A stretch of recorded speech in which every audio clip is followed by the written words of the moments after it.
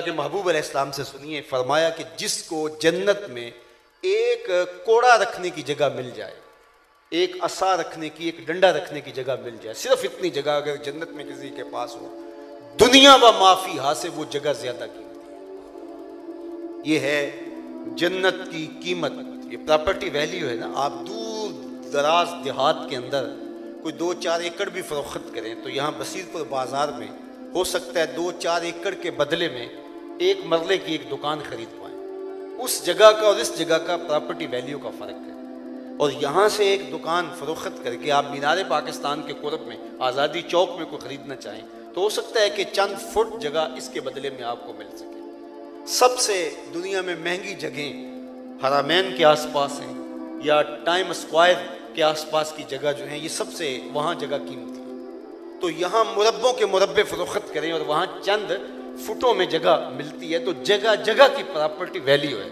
अब जन्नत की प्रॉपर्टी वैल्यू अल्लाह के रसूल बयान फरमा रहे हैं कि जन्नत में अगर किसी को एक असा रखने की, एक कोड़े की जगह मिल गई, दुनिया व माफी हा से वो जगह ज्यादा कीमती। 7 बर्रे आज़मों पे फैली हुई कायनात, मालियाती इदारों के पास सरमाया, हुकूमतों के ख़जानों में रखी हुई दौलतें, लोगों के साथ ज़ाती सरमाए, पहाड़ों की कूख में छुपे हुए ख़जाने, समुंदर की तह में रखे हुए मोती, ज़मीनों की कूख में रखे हुए ख़जाने, ये सारे एक पलड़े में रख दिए जाएं और जन्नत में एक असा रखने की जगह फिर भी कीमती है, ये उसके बराबर नहीं हो सकती है। अल्लाह अकबर, ये है जन्नत की प्रॉपर्टी वैल्यू। अब जन्नत में सबसे कम जगह किसके पास होगी? तो जाहिर है सबसे थोड़ी जगह उसी के पास होगी जो सबसे आखिर में जन्नत में जाएगा।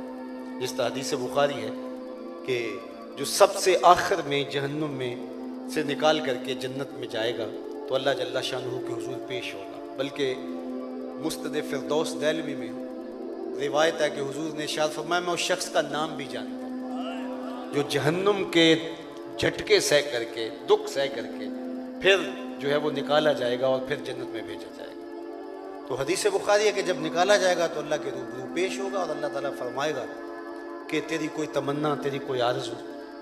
तो अगरचे ये जो सबसे आखिर में जहन्नुम से निकाला गया ये वही शख्स होगा जिसने रज के गुनाह किए होंगे, कोई कसर नहीं छोड़ी होगी। लेकिन गालिब ने कहा था, हज़ारों ख्वाहिशें ऐसी कि हर ख्वाहिश पे दम निकले, बहुत निकले मेरे अरमान लेकिन फिर भी कम निकले। वो कहेगा मालिक ये अल्लाह जल्ला शान फरमाएगा, लका मा तमन्नैता, जो तूने तमन्ना की जा तुझे अता कर दिया, अब तू जन्नत में चला जाए। उसके लिए तो यही गनीमत होगा कि जहन्नुम से निकाल लिया गया, इराफ पे भी रख दिया जाए तो काफ़ी है। और अगर जन्नत है तो साया दीवारें जन्नत में जगह मिल जाए तो उसके लिए काफ़ी है। और जन्नत में जाना नसीब होता है तो एक झोंपड़ा भी 2 मरले का दस्तयाब हो जाए तो उसकी तो मौज है। लेकिन उसे कहा जाएगा जन्नत में चला जा और तेरे लिए जन्नत में दुनिया से 10 गुना जगह है। 7 बर्रे आज़मों पे फैली हुई कायनात को 10 से ज़रब दे, कहा जाएगा 10 गुना जगह है तेरे लिए जन्नत में। तो हैरत से उसकी आंखें फटी की फटी रह जाएंगी, उसे हैरत का झटका लगेगा और कहेगा, अतस्खर व अंतल मालिक, मेरे रब तू रब हो के मुझसे मजाक कर रहे। फदाहिकन नबी हत्ता बदत अनियाबहू, ये बयान करते करते हुजूर भी मुस्कुराने लगे और हुजूर इतना मुस्कुराए कि हुजूर की दाढ़े सहाबा को नजर आने लगे। उसे यकीन नहीं आ रहा होगा, वो हैरत के झटके खा रहा होगा कि मैं तो दीवार रखते हुए हमसाए के 2 इंच दबा लिए और जहन्नम का खरीदार बन गया और दुनिया से 10 गुना जगह।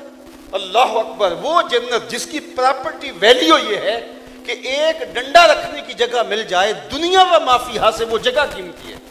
और उसको जो सबसे आखिर में जा रहा है, हमारे पंजाबी में कहता है फाड़ा, जो है जो सबसे आखिर में जा रहा है, उसके लिए जन्नत में इतनी जगह है कि 7 बर्रे आज़मों को 10 से ज़रब दें तो इतनी जगह उसकी है जो सबसे आखिर में जा रहा है। तो बाबा फरीद गंजे शकर की जागीरों का आलम क्या होगा, दाता गंज बख्श अली हजवेरी की जागीरों का आलम क्या होगा, इस लहद में लेटे हुए बाबे की जागीरों का आलम क्या होगा, फिर सहाबा और अहले बैत की जागीरों का आलम क्या होगा। इसीलिए ये लोग तख्ते सिकंदरी पे नहीं थूकते, इन्हें पता है कि हमारे रब ने हमारे लिए वहां क्या तैयार करा। तो जरा दुनिया और आखिरत का मुकाबला करें तो दुनिया बेचती क्या आखिरत के मुकाबले में। फरमाया वल आखिरतु खैरुम, आखिरत बेहतर है, वह अबका और दायमी है। ये सारी जिंदगी कितनी है? 60 साल, 70 साल, 50 साल, 40 साल, 60 साल लगा लीजिए। एवरेज जिंदगी आजकल यही चल रही, 60 साल टोटल जिंदगी। और उसमें भी 8 घंटे तो रोज बंदा सोता है, तो 20 साल ये निकल गए। 60 साल अगर टोटल जिंदगी है तो 20 साल जो सो के गुजारता है, अन्नोमुख्तुल मौत, वो भी एक मौत की सी कैफियत होती है। बाकी 40 साल बचे, उसमें 6-7 साल वो हैं जो हमारे गुजरे में होश ही नहीं हम कहाँ थे, बचपन की और बुढ़ापे के तक के। 10 साल अगर ये निकालें, बाकी 30 साल बचे। रोजाना 1 या 1.5 घंटा वाशरूम में गुजरता है। अगर बीमारियां, टेंशनें, परेशानियां अगर ये सारी डाल लें, मेरे एक दोस्त ने नतीजा निकाल के मुझे कहा कि 17 साल बचते हैं। 60 साल जिंदगी हो, वो कसाब के पास जाए ना जानवर, तो वो कहता है ये 3 मन का जानवर है, लेकिन साफी गोश्त जो है वो 2 मन निकलेगा। कुछ खाल में चला जाएगा, कुछ अंतड़ियों में निकल जाएगा, कोई उजड़ी में चला जाएगा, कुछ हड्डियों में चला जाएगा, कुछ पाए और कुछ सर में निकल जाएगा। ये 3 मन का जानवर तुम्हें दिखाई दे रहा है, लेकिन साफी गोश्त 2 मन निकलेगा। तो ये 60 साल की जिंदगी और साफी जिंदगी निकालोगे तो 17 साल, 20 साल लगा लें, 30 साल लगा लें, 60 साल ही लगा लें, ये सारी जिंदगी है। और आखिरत का एक दिन सिर्फ आखिरत का, मिकदारुहु 50 अल्फ सना, मेरे रब ने कहा उसकी मिकदार 50,000 साल के बराबर। ये सारी जिंदगी 60 साल की, 70 साल की, 100 साल की, और आखिरत का सिर्फ एक दिन 50,000 साल के बराबर।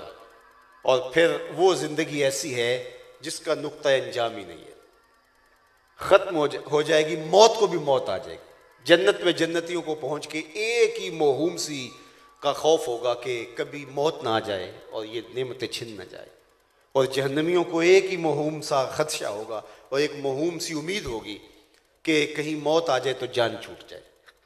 फिर मेंढे की शक्ल में मौत को लाया जाएगा, जन्नती जन्नत से और जहन्नमी जहन्नम से लंबी लंबी गर्दनें निकाल के देख रहे होंगे, मौत को ज़बह कर दिया जाएगा। फिर जन्नती इतने खुश हो जाएंगे कि रिवायत में आता है कि अगर मौत को मौत ना ही होती तो ये खुशी से मर जाते, और जहन्नमी इतने दुखी होंगे कि अगर मौत को मौत ना ही होती तो ये सदमे से मर जाते। फिर ना खत्म होने वाली जिंदगी जिसका नुक्ता अंजाम ही नहीं है।